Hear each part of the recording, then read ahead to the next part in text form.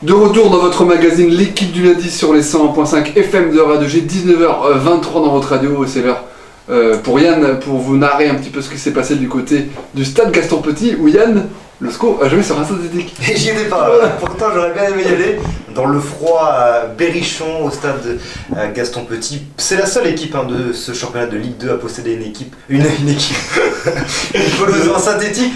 Angesco qui avait la lourde tâche de se déplacer chez une équipe de Châteauroux, invaincu sur son terrain devant 6000 personnes. Un peu de brouillard, il faisait frais et pourtant les hommes de Stéphane Moulin se sont imposés à Châteauroux, 1-0, but de Gaëtan Charbonnier, 8ème but, 6ème passe décisive de Diego Gomez. Châteauroux a fini à 10. Quelle belle opération, Romain, pour... Oui, parce que c'est tout simplement la 3e victoire consécutive de suite pour les hommes de Stéphane Moulin. Alors certes, il y a un match en Coupe de France, et là je pense que Fred va réagir sur la victoire par rapport à la Guerche. Mais voilà, 3 victoires consécutives, c'est la première fois que ça arrive pour le SCO d'Angers cette saison, donc ils entament une série. Voilà, le SCO se repositionne donc au classement, au même titre que le FC Nantes victorieux de l'AS Monaco devant Fred, 20 000 personnes. Ça fera plaisir à notre ami Monsieur Les Égouts qui croit au FC Nantes cette année. On verra en tout cas un but de Fabrice Pancrate. C'est quoi le jeu au PSG ça? Allez, on en vient au débat de la semaine. Angesco peut-il réaliser la passe de 3? Vous allez me dire, ils l'ont déjà réalisé. Ils sont déjà rendus à 3 victoires consécutives, Coupe de France incluse, c'est ça, monsieur? Exactement. Est-ce qu'ils peuvent donc réaliser la passe de 4 et la passe de 3 en championnat? Parce que vendredi soir, Fred, c'est Clermont et c'est tout à 5 €, à 10 €. Oui, c'est l'opération commerciale cette année pour Angesco qui propose en collaboration avec le site www.venteprivée.com des places à 5, des places à 10 €. Parce qu'on vous le rappelle, Angesco est 17ème affluence de Ligue 2. C'est un peu normal vu les tarifs imposés et vu le stade. Oui, ça va être très dur, je pense, de réaliser la série de 3, parce que moi j'inclus pas le match de Coupe de France, parce que je pense qu'on peut faire une série de 7 si tu joues tous les dimanches contre une DH, ça, y a pas de Angesco peut-il réaliser la passe de 3 en championnat? Ça va être dur, parce que Clermont c'est quand même l'équipe en forme en ce moment, avec un ancien scoïste, Jean-François Rivière, qu'on avait un petit peu laissé partir comme ça... Sans rien. Et qu'on avait reçu dans l'équipe du lundi. Oui, un très bon, un mec, un vrai pro. Un bon mec. Ouais, voilà. Et ça va être très dur de réaliser. Le SCO réalise rarement de grosses perfs contre le haut de tableau, donc à voir s'ils vont pouvoir passer ce cap de Clermont.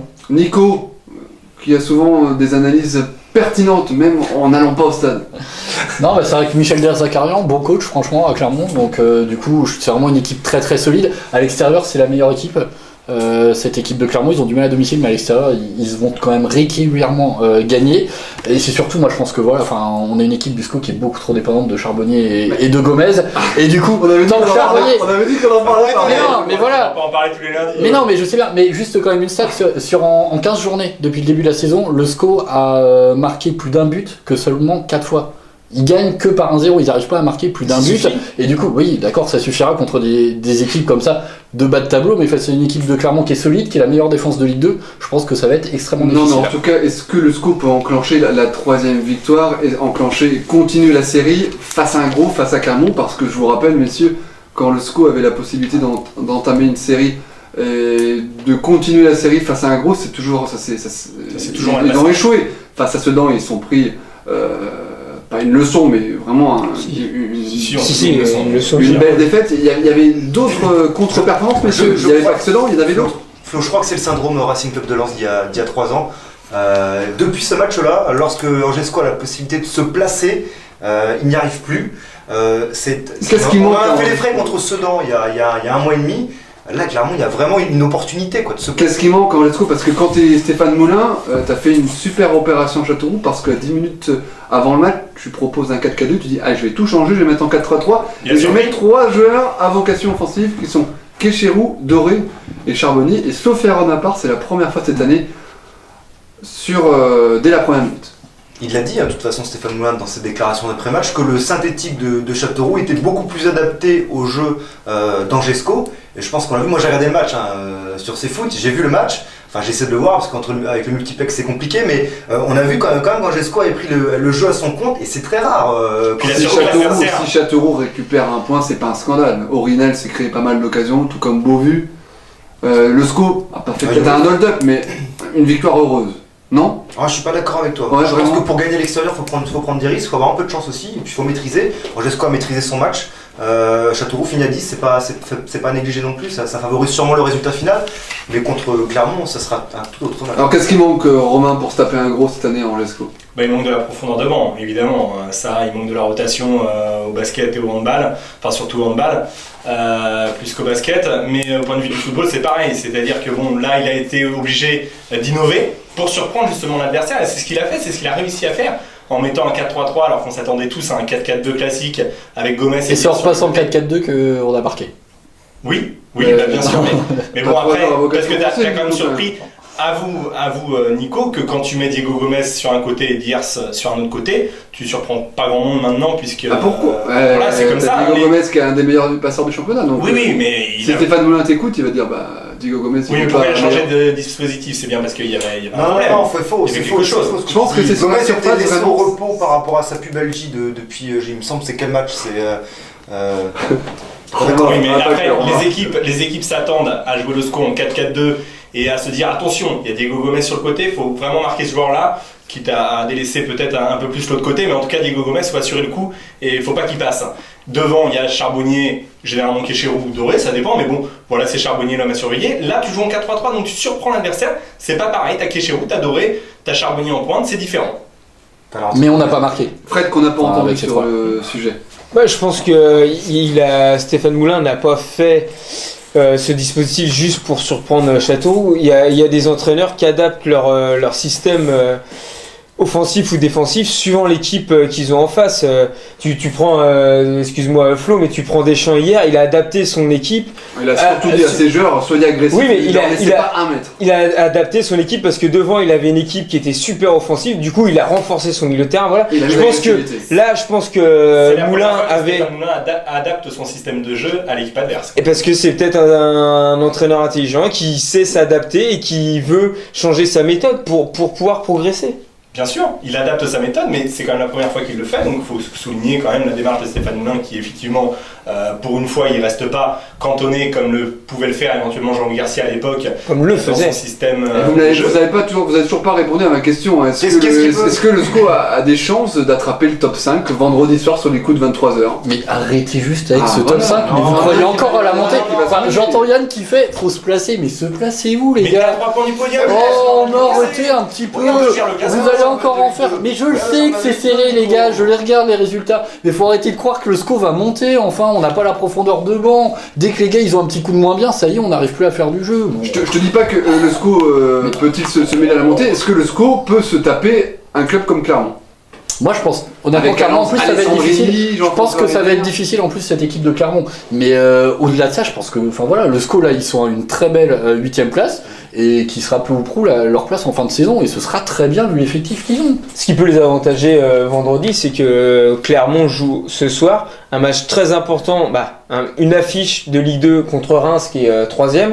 Ils peuvent y laisser des plumes. Sera devant sa télé, je peux vous le dire. Ils peuvent y laisser des plumes, ils peuvent y laisser des forces. Et voilà, c'est peut-être ce qui peut donner une chance au SCO aussi. C'est que dans un match tendu comme va l'être ce soir contre Reims, on sait pas, il peut y avoir un rouge pour un joueur, il peut y avoir une blessure, et ça peut avantager le SCO vendredi. Comment t'expliques toi la montée d'Ajaccio la saison passée ? Et Dijon. Ouais, parce que tu peux prendre l'exemple. Alors Dijon, il y avait Ribas qui était quand même un petit peu intenable et qui leur a permis quand même de faire une saison absolument exceptionnelle. Et Dijon, ils le prouvent cette année en Ligue 1 avec notamment des joueurs comme Cornier et tout ça, qu'ils avaient quand même pas mal de joueurs de qualité. Je suis pas sûr que le SCO ait autant de joueurs quand même des... Dijon avait Ribas, Angesco à Charbonnier. Oui, voilà, merci. Aujourd'hui, mais Charbonnier, Ribas, il avait fini à combien ? 22 ou 24 buts l'année dernière, je sais plus. Si Charbonnier il finit à 22 ou 24 buts, vous m'appelez à la fin de la saison. Les 20 buts, besoin d'avoir un buteur qui finit je crois pour monter. T'as pas besoin d'avoir un mec qui finit. Non, mais déjà ça peut aider. Enfin, au SCO, vous êtes bien sympa, mais bon, ok, Charbonnier fait un gros début de saison, mais Diego Gomez, tout le monde sait qu'il va pas finir à 15 ou 20 passes décisives et que c'est un joueur qui est quand même branché sur courant alternatif. Côté droit, et j'aime beaucoup Charles Gertz, il est sympa et tout, mais honnêtement, il va pas faire toute la saison à fond. Et côté droit, on a quand même un petit peu personne. Kéchéroux, Doré, ils sont quand même sur cours alternatif. Enfin, faut juste arrêter, les gars. C'est arrivé à la tête du SCO d'Angers. C'est exactement il y a ça. pas longtemps. C'est celui qui est le président, qui est un gros actionnaire aussi du Mans, c'est ça? Oui, Sponsor, Saïd Chaban. Sponsor mal. On va en parler. Saïd Chaban qui a été intronisé cette semaine en tant que président. Si on recrute Beckham, d'accord, mais on en reparlera à ce moment-là, tu vois. Non, mais voilà, si on recrute cet été et qu'on recrute des joueurs, ok, peut-être, mais là, à l'heure actuelle, enfin cet hiver, mais là, à l'heure actuelle, on l'aura pas. On va tout voir 19h30. Est-ce que le SCO peut taper Clermont? La réponse, Fred, c'est plus du non. Romain, c'est comme d'habitude le positif, c'est oui. Non. Yann et Nico, C'est un grand oui pour moi. un grand oui. Pardon. Je te mets dans le même sac que Romain alors. C'est un bisounours sont là. Alors juste vos arguments, un grand oui et un grand non. Un grand oui, les arguments pour Yann, et un grand non, les arguments pour Nico. Un grand oui parce qu'Angesco a la capacité de battre Clermont, elle est moyen surtout. Et Clermont, à mon avis, c'est un tube d'automne et ça va vite tomber. Et Nico, un grand non. Je pense que Clermont déjà est une équipe plutôt solide et moi je vois plus un match nul, mais je pense qu'on aura du mal à s'imposer parce que on a quand même du mal à marquer et défensivement j'espère aussi qu'on retrouvera quand même une vraie défense parce qu'on a une défense expérimentale. Ça passe peut-être contre Châteauroux, on aura peut-être plus de difficultés contre. Moi pour finir Clermont. j'aime beaucoup Angesco, mais c'est vrai que vu, comme dit Romain, la profondeur de banc et que un petit peu l'équipe est branchée sur courant alternatif, ça dépend des matchs. Et moi j'ai toujours en mémoire le match face à Sedan où j'avais beaucoup de grandes ambitions et là j'ai tout de suite vu qu'il n'y avait pas forcément moyen avant Noël de se mêler à la lutte pour le podium. Alors vous me direz, les plus optimistes ils diront bah oui mais faut que tu sois au podium sur fin mai. Mais pour le moment avec les armes qu'on a, je ne vois pas le SCO, en tout cas battre Clermont. Ne pas perdre c'est possible, mais battre Clermont je pense que ça va être vraiment compliqué. Alors après je le souhaite de tout cœur, mais ça va être compliqué. Parce que contre Sedan, excuse-moi Romain, contre Sedan ils étaient aussi il y a 3 points du podium à ce moment-là. C'est pour ça, Ils sont à 3 points et après ils avaient une passe de moins bien et ils s'étaient retrouvés à 6 ou 7 points. Sedan, Donc un voilà. point de plus que nous, Sedan. Franchement les gars, c'est hyper serré.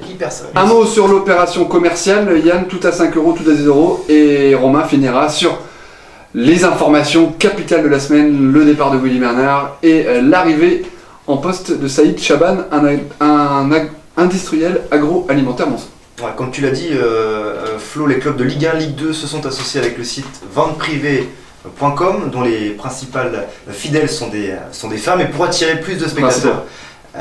Principaux sont des femmes et pour attirer plus de monde et surtout un autre public, baisse des tarifs avec une OP commerciale ce vendredi au stade Jean-Bouin, des places à 5 et 10€ dans tout le stade. Et il faut le signaler parce que c'est vrai que le SCO aujourd'hui galère au niveau affluence, on espère que ça va vite revenir au stade, on essaye de comprendre pourquoi, parce que c'est vrai que le SCO montre un autre jeu par rapport à l'année, un jeu beaucoup plus offensif et on espère qu'il y aura du monde face à Clermont parce que c'est quand même une des dernières belles affiches de la saison.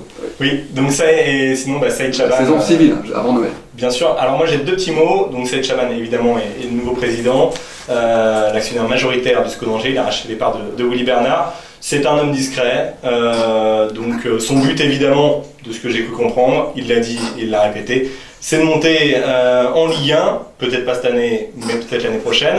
Et en tout cas c'est de recruter au mercato, ça c'est sûr. Et le SCO va recruter au mercato. Il l'a promis. Ça faisait 184 mots. Deuxième petit mot, tout petit mot.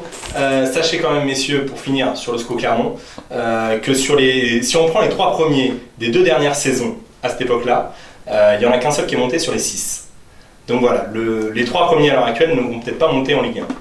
Ça sera le mot de la fin, signé Romain. On passe une dernière page musicale pour parler Angers Vaillant tennis de table et Angers Noyant, les 2 derniers débats de la semaine. Du lundi, donc 28 novembre, dans l'équipe du lundi sur les 101.5 FM de Radio G.